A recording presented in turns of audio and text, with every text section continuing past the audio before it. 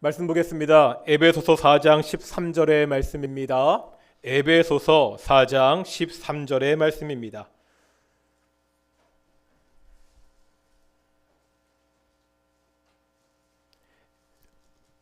에베소서 4장 13절 말씀, 우리 한 절 말씀입니다. 다 같이 한번 봉독하겠습니다. 시작. 우리가 다 하나님의 아들을 믿는 것과 아는 일에 하나가 되어 온전한 사람을 이루어 그리스도의 장성한 분량이 충만한 데까지 이르리니 아멘. 이 시간을 관리 찬양대 하나님께 찬양으로 영광 돌리시겠습니다.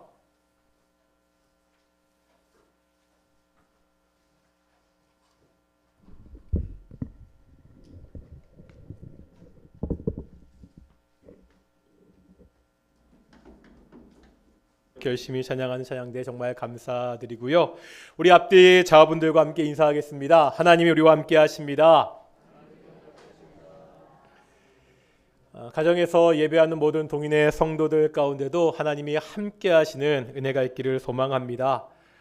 오늘도 숙제 검사하고 넘어가겠습니다. 시편 1편입니다. 복 있는 사람은 시작. 악인들의 꾀를 따르지 아니하며 죄인들의 길에 서지 아니하며 오만한 자의 자리에 앉지 아니하고 오직 여호와의 율법을 즐거워하여 율법을 주야로 묵상하는도다. 그는 시절을 쫓아 열매를 맺으며 그 잎사귀가 마르지 아니한 같으니 그가 하는 일이 다 형통하리로다. 악인들은 그렇지 않으며 오직 바람에 나는 겨와 같도다. 그러므로 악인들이 하나님의 심판을 견디지 못하며 죄인들이 의인들의 모임에 들지 못하리로다. 무릇 의인들의 길은 여호와께서 인정하시나 악인들의 길은 망하리로다. 아멘. 잘 외우신 거죠?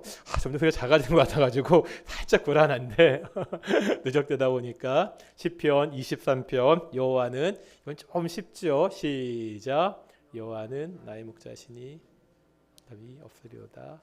그가 나를 푸른 풀밭에 누이시며 쉴 만한 물가로 인도하시는도다. 내가 사망시키고 내게 이름의 의의 길로 인도하시는도다. 내가 사망의 음침한 골짜기로 다닐지라도 해를 두려워하지 않을 것은 주께서 나와 함께 하심이라. 주의 지팡이와 막대기가 나를 안위하십니다. 주께서 내 원수의 목전에서 내게 상을 차려주시고 기름을 내 머리에 부으셨으니 내 잔이 넘치나이다. 내 평생의 선하심과 인자하심이 반드시 나를 따르리니 내가 여호와의 집에 영원히 살기로다. 아멘. 아니 시편 23편이 더 익숙한 것 같은데 더 작아지는데요. 이러면 안 되는데 우리 고린도전서 13장 1절과 2절입니다. 이게 조금 어렵죠. 이게 말이 조금 어렵거든요. 시작. 내가 사람의 방언과 천사의 말을 할지라도 사랑이 없으면 소리나는 구리와 울리는 꽹과리가 되고 내가 예언하는 능력이 있어 모든 비밀과 지식을 알지라도 또 방용이 없습니다.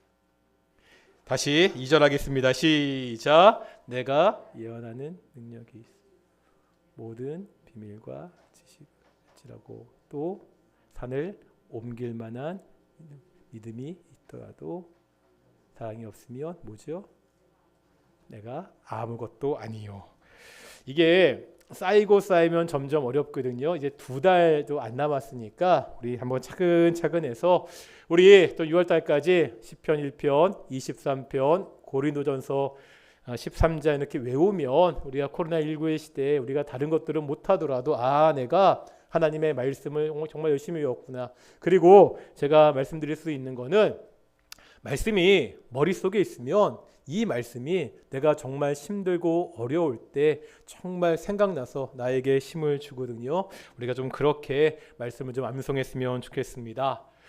오늘 주일 예배는 우리 동인교회 제1기 그 제자훈련 개강 예배입니다.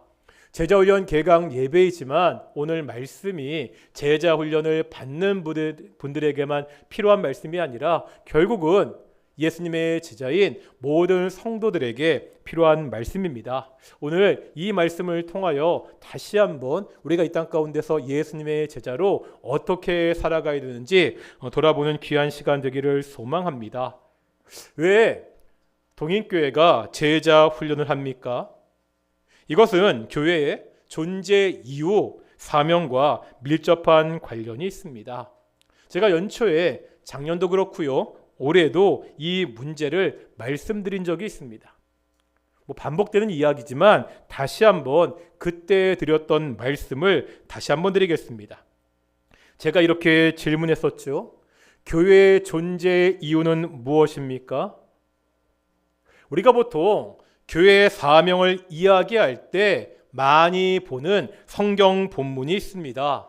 지상 명령이라고 부르죠. 어디죠? 마태복음 28장 18절부터 20절입니다. 우리 신약성경 51페이지 마태복음 28장 18절부터 20절까지 말씀입니다. 많이들 암송하시겠지만 한번 마태복음 28장 18절부터 20절, 우리 신약성경 51페이지입니다.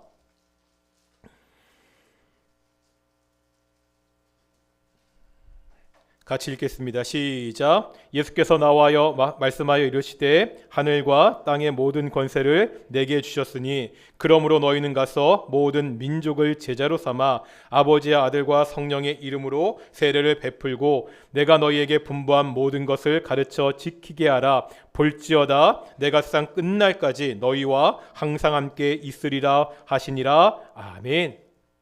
우리가 보통 이 말씀을 어떻게 이해하지요? 핵심을 뭐라고 말합니까? 19절에 나오는 너희는 가서 모든 민족을 제자로 삼아, 이 구절을 강조합니다. 그래서 예수님의 마지막 명령은, 지상 명령은 전도다, 선교다, 이렇게 이야기하죠.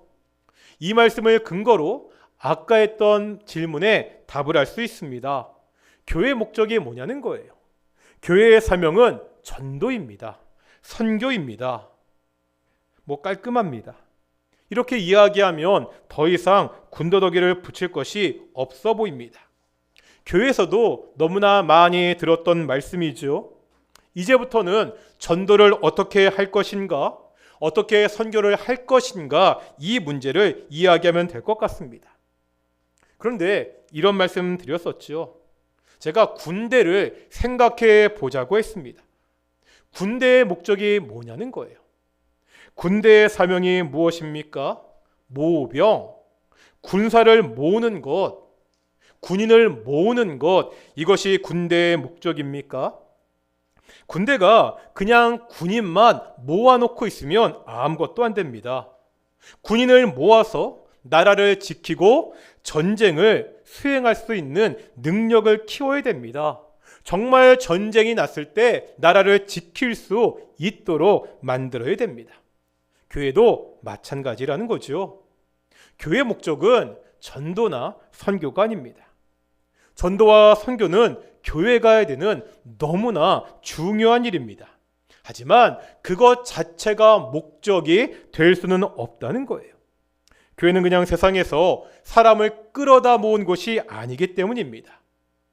조금 전에 보았던 마태복음의 말씀도 같은 맥락입니다.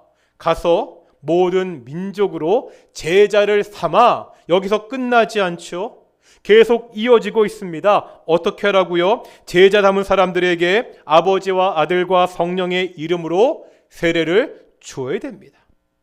예수님이 우리에게 분부한 모든 것을 가르쳐서 그것을 지키도록 만들어야 됩니다. 단순히 사람을 모으는 것을 넘어서 이 땅에서 그리스도의 제자로서의 정체성을 가지고 살도록 만들어야 됩니다. 교회의 목적은요, 교회의 사명은 그리스도의 제자를 만드는 것입니다. 우리는 이미와 아직 사이의 긴장 속에 살고 있다는 말씀을 드린 적이 있습니다. 이미와 아직, 뭐가 이미죠? 이미 종말이 왔습니다. 하지만 아직 완성된 종말 오지 않았습니다.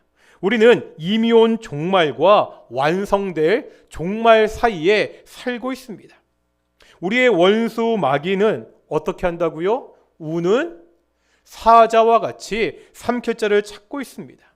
우리가 사는 이 세상은 영적으로 후방이 아니라 최전방입니다. 모든 성도들은 영적인 전쟁의 한복판에 있습니다. 그리스도의 제자가 된다는 것은 다른 말로 이야기하면 바로 이런 세상에서 하나님의 군대가 된다는 겁니다. 출애굽기 12장 41절입니다. 구약성경 100페이지입니다. 출애굽기 12장 41절입니다.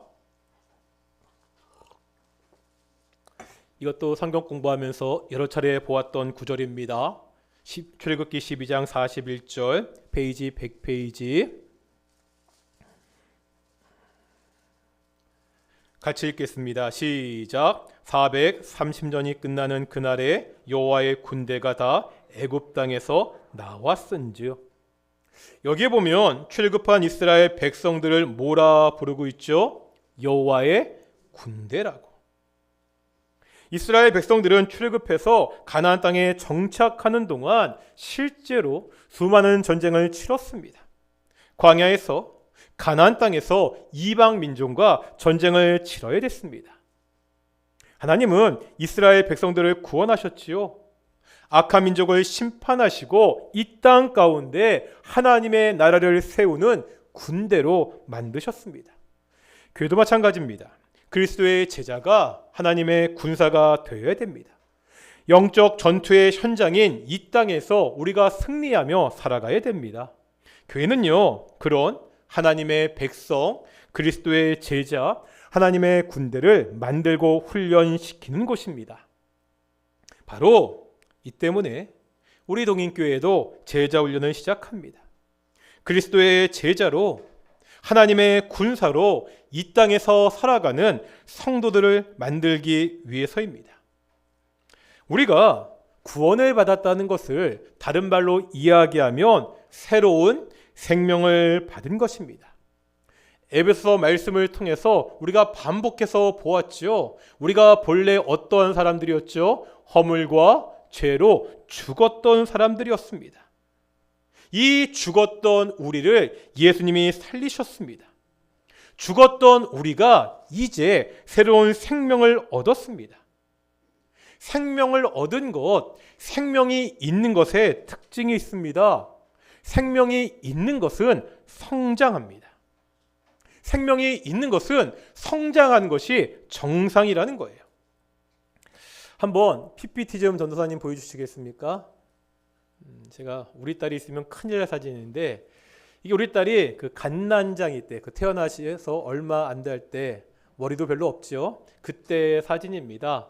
다음 넘겨주시겠습니까? 요거는 한 100일 정도 됐을 때, 이제는 기어다니고 그때 모습입니다. 저 때는 저를 좀 닮은 것 같았는데 요즘은 영 안 닮은 것 같아가지고요. 그런데 귀엽잖아요. 어릴 때 참 좋지 않습니까? 그런데 문제는 뭐냐면, 다음 넘겨주시겠습니까? 잘 보십시오. 다음 사진이 조금 이게 심각한 사진이니까 제가 넘겨주세요 하면 눈을 딱 감으셔야 됩니다. 도저히 안 되시는 분은. 다음 사진 보여주시겠습니까? 이게 뭐죠? 이게 아이가 성장하지 않고 나이만 먹는 거예요. 늙습니다. 이게 끔찍한 모습이 된다는 거죠. 다시 저 비춰주시고요.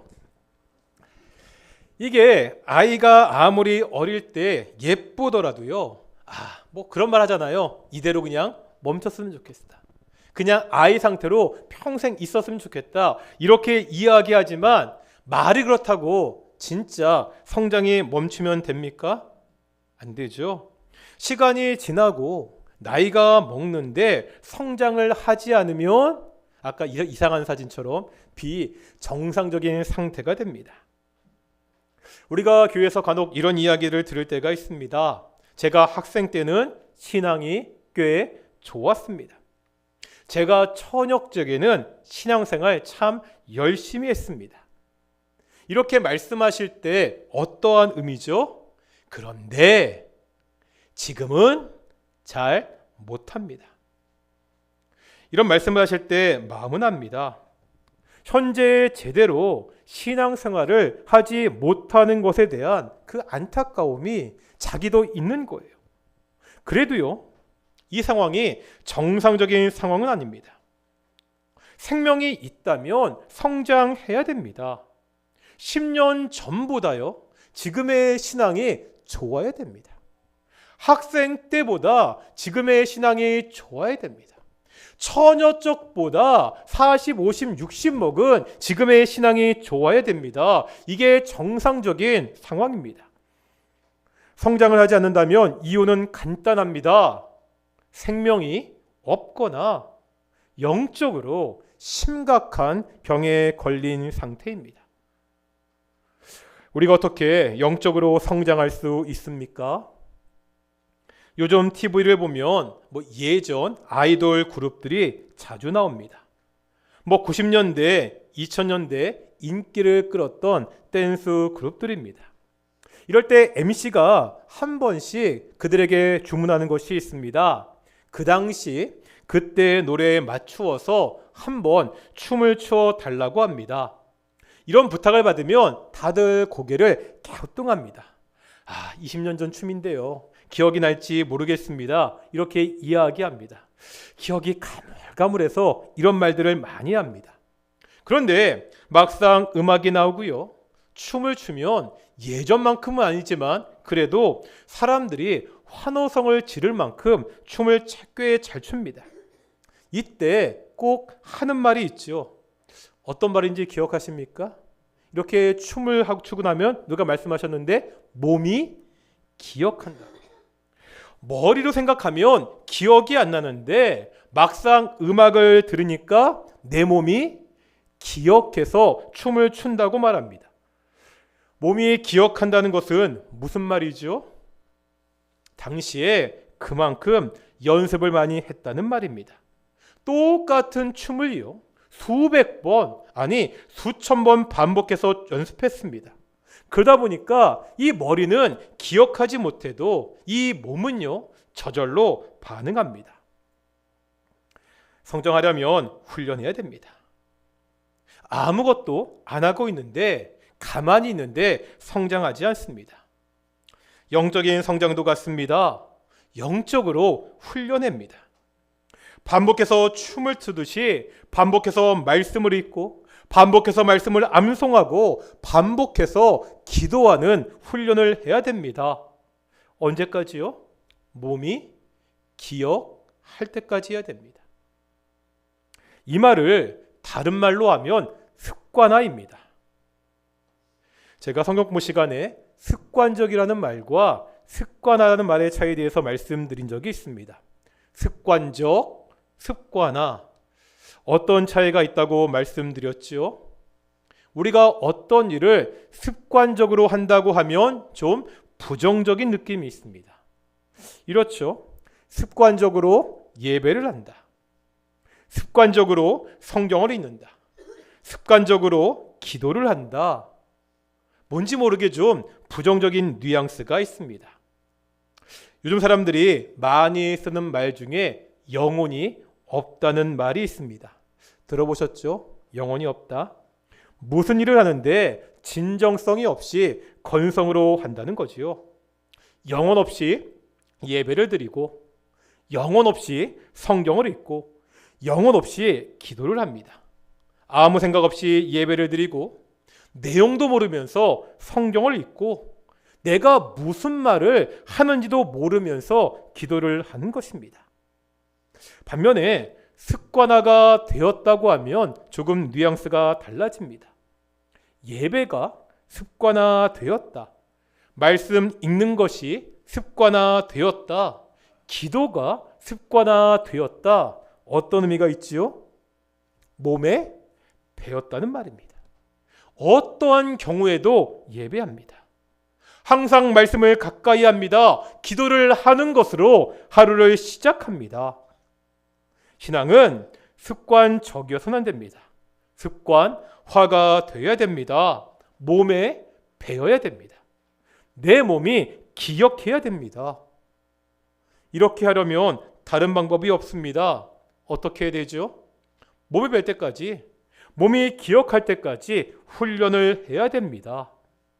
우리의 신앙을 습관화하는 것, 그것이 제자 훈련입니다.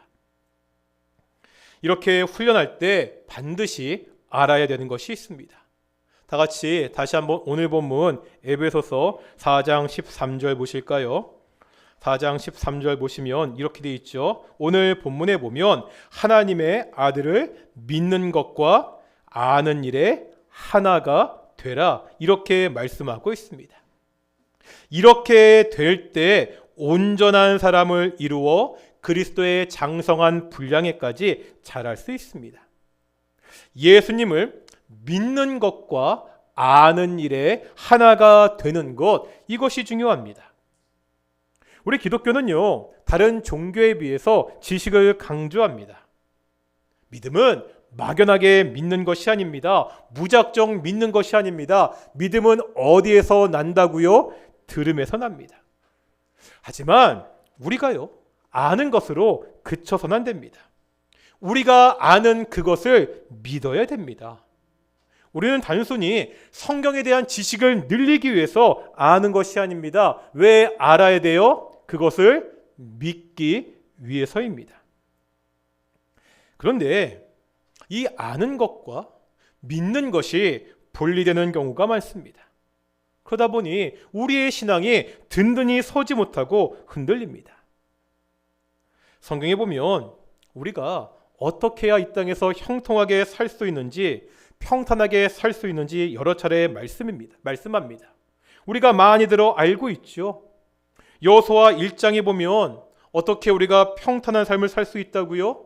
하나님의 율법을 잘 지키라고, 말씀을 주야로 묵상하고 그 말씀대로 살면 내가 평안할 것이다, 형통할 것이다 약속하고 있습니다.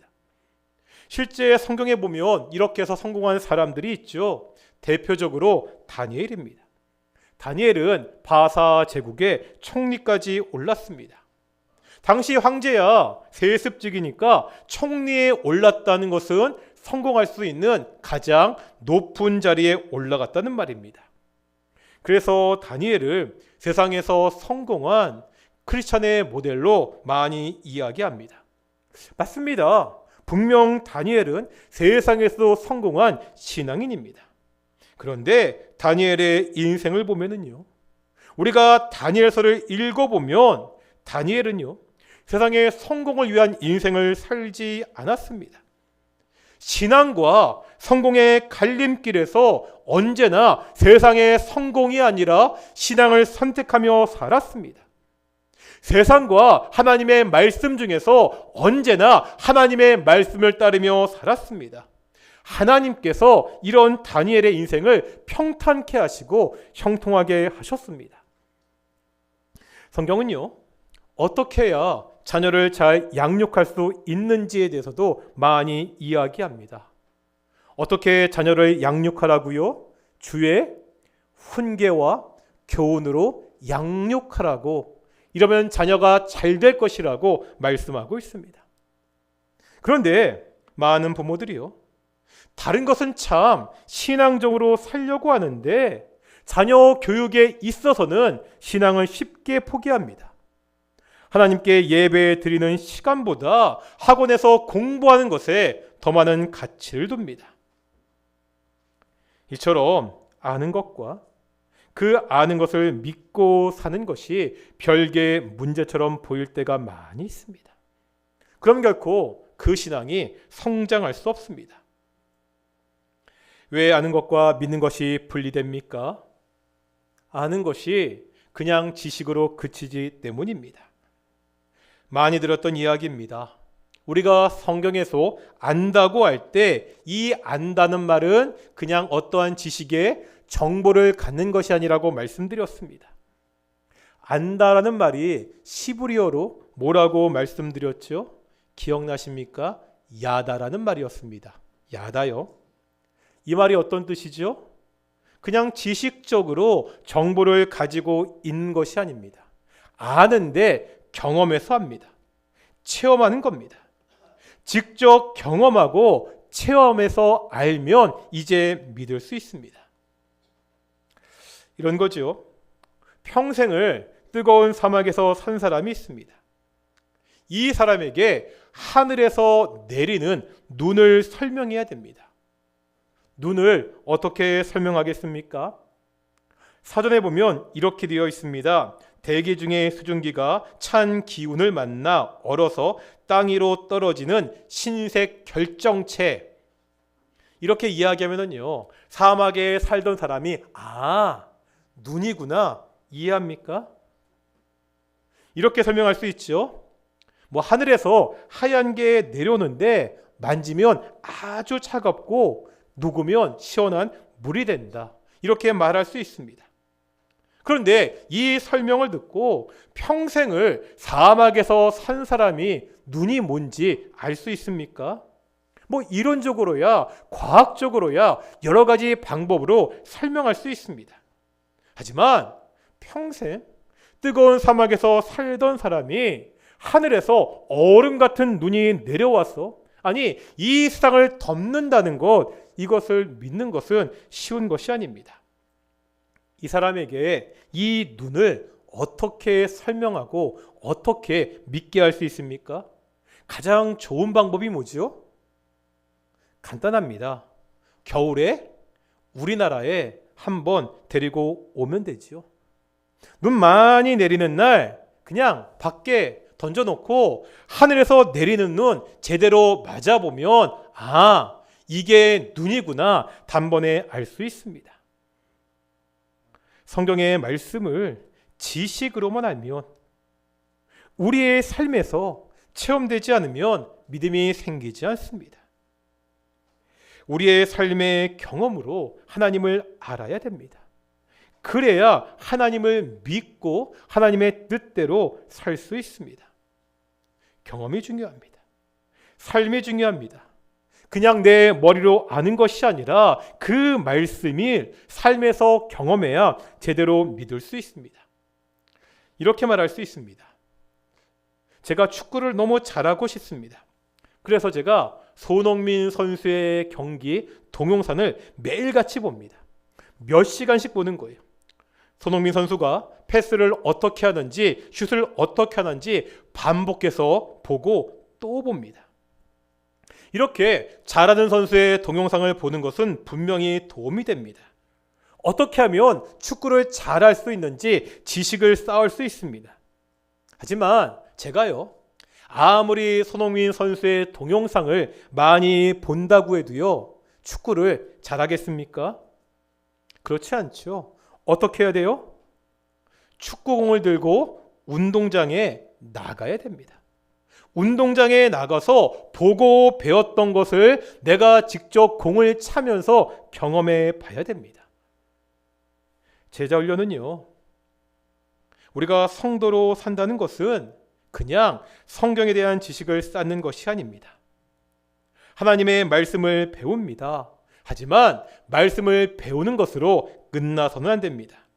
이 말씀이 나의 삶과 어떠한 관련이 있는지 계속 고민해야 됩니다. 내가 이 말씀을 붙들고 어떻게 살아야 되는지 계속 고민해야 됩니다. 제자훈련은 이것을 고민하는 시간입니다. 그래서 1대1로 하지 않고 제자훈련을 소그룹으로 합니다. 제자훈련은 소그룹을 통해 서로의 삶을 나누는 시간입니다. 함께 훈련하는 사람들과 삶을 나누고 서로 배우고 위로받고 격려받는 시간입니다. 그렇다면 제자훈련의 목표는 무엇입니까? 교회의 목표와 개인의 목표로 나눌 수 있습니다. 교회의 목표는요, 교회를 섬기는 지도자를 세우는 것입니다. 하나님의 교회를 섬기는데 그냥 내 생각과 내 재주로 섬기는 것이 아니라 말씀으로 잘 훈련되어서 섬길 수 있도록 하는 것입니다. 개인의 목표는요, 오늘 본문 마지막에 나오고 있죠. 어떻게 한다고요? 온전한 사람을 이루어서 어디에까지? 그리스도의 장성한 분량에까지 이르는 것입니다. 여기 나오는 온전한 사람은 다른 번역 성경을 보면 성숙한 사람 이렇게 번역합니다. 제자 훈련을 통해서 성숙한 사람이 되어야 됩니다. 언제까지나 신앙의 초보, 어린아이의 신앙이 아니라 성숙한 신앙을 갖는 것, 이것이 목표입니다. 성숙한 신앙의 완전한 모범을 보여주신 분이 계시죠. 누구시죠? 예수님입니다. 결국 제자 훈련은 우리의 스승 되시는 예수님을 닮아가는 훈련입니다. 예수님처럼 온유하고 겸손해지는 것이 목표입니다. 예수님처럼 나를 낮추어 다른 사람을 섬기는 것이 목표입니다. 온유하고 겸손해지는 것, 나를 낮추고 다른 사람을 섬기는 것, 이것이 제자 훈련에 참여한 사람들만의 목표입니까? 훈련받은 몇몇 특별한 사람들의 모습이어야 됩니까? 그렇지 않지요. 이것은 모든 성도들의 동일한 목표입니다. 오늘 본문은 우리에게 말씀하고 있습니다. 모든 성도는 믿는 것과 아는 일에 하나가 되어서요, 온전한 사람을 이루어 그리스도의 장성한 분량에까지, 그 충만한 데까지 이르러야 됩니다. 이것이 성도가 살아가는 목표입니다. 우리 동인교회가 이제 제자 훈련을 시작합니다. 이 제자 훈련을 통하여 훈련에 참여하는 모든 분들 예수님을 닮은 제자가 되기를 소망합니다. 일에 처음 동참한 훈련생들이 있습니다. 우리 교회가 함께 기도합니다. 모든 훈련의 과정을 잘 마치고 예수님처럼 섬길 수 있도록 우리가 함께 기도해야 됩니다. 오늘 말씀과 같이 우리 동인의 모든 성도들 믿는 것과 아는 일에 하나가 되어서 성숙할 수 있도록, 예수님을 닮아갈 수 있도록 우리가 함께 기도해야 됩니다. 오늘 이 말씀을 함께 묵상하며 기도하기를 소망합니다. 먼저 나를 위해 기도하겠습니다. 내가 새로운 생명을 얻었습니다. 어떠십니까? 10년 전보다 지금의 신앙이 성장하셨습니까? 1년 전보다 지금의 신앙이 성장하셨습니까? 코로나19가 내 신앙 성장을 못하는 것에 대한 핑계가 되고 있지는 않습니까? 모든 성도들, 바로 내가 아는 것과 믿는 것에 하나가 되어 성숙할 수 있도록, 예수님을 닮아갈 수 있도록 우리 함께 기도하겠습니다. 제자 훈련을 위해서 기도하겠습니다. 하나님, 동인교회가 제자 훈련을 시작합니다. 이 일을 통하여 교회 가운데 훈련받은 지도자가 세워지게 주시옵소서. 12명이 시작합니다. 제자 훈련받는 이 성도들, 정말 이 훈련의 과정을 한 사람도 낙오 없이 잘 마치게 주시옵소서. 제자 훈련에서 중보하며 기도하겠습니다. 함께 기도하시겠습니다. 거룩하고 존귀하신 아버지 하나님, 감사드립니다. 오늘도 주께 나와 이렇게 말씀을 듣고 묵상하게 하시면 정말로 감사드립니다. 아버지 하나님이시여, 내가 주 안에서 새로운 생명을 얻었습니다. 아버지 하나님, 내가 지금 성장하고 있습니까? 아버지 하나님, 사랑하는